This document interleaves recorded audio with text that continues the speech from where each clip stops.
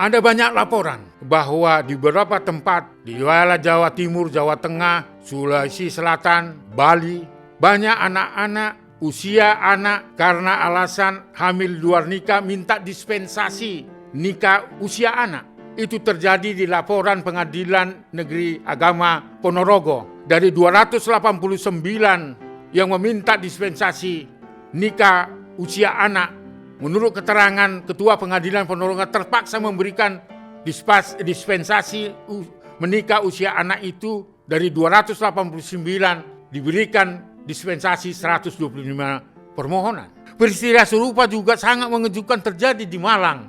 Hampir 1.800-an orang anak usia anak minta dispensasi usia menikah pada usia anak. Bukan saja hanya karena alasan hamil luar nikah, tetapi ada juga yang diberikan dispensasi karena anak sudah tidak sekolah tetapi sudah bekerja.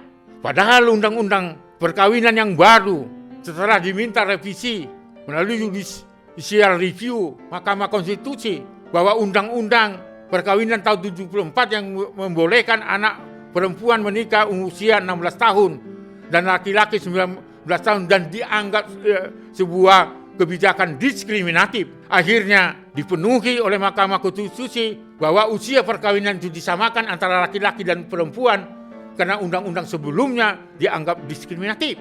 Ada alasan karena usia itu yang menjadi alasan mengapa dispensasi perkawinan usia anak ini diberikan. Nampaknya itu adalah berlebihan. Hukum harus ditegakkan. Di Jember juga begitu, di tempat-tempat yang lain seperti itu. Itu artinya apa? Masa depan anak akan semakin hancur ketika dispensasi pengadilan untuk perkawinan usia anak akan menjadi runyam karena ini akan berdampak. Keluarga yang menikah usia anak akan melahirkan anak yang tentunya bertumbuh apa yang disebut dengan stunting. Akan cenderung dan rentan pelaku-pelaku kekerasan dalam rumah tangga karena di dalam rumah tangga itu adalah anak-anak yang masih membutuhkan perlindungan. Ketika dia berusia 16 tahun, perempuannya berusia 16 tahun atau laki-lakinya 16 tahun mempunyai anak, maka rumah tangga itu adalah masih dalam kategori perlindungan anak. Maka ini akan menjadi dampak yang sangat negatif bahwa perkawinan usia anak itu adalah usia yang harus dipertimbangkan pada usia kematangan kesuburan dari rahim, dan ini menurut catatan medis dapat berdampak menjadi anak-anak korban kanker serviks.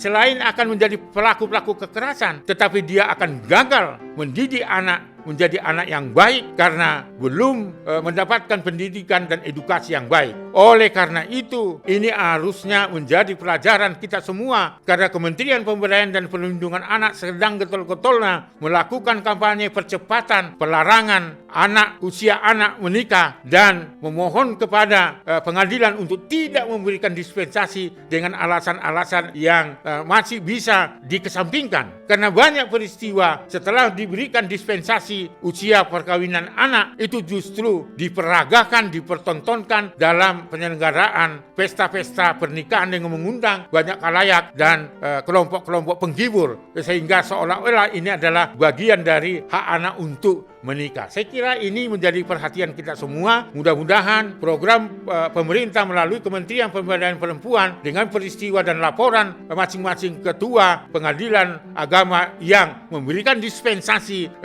perkawinan usia anak itu bisa dilakukan langkah-langkah strategis untuk mencegahnya.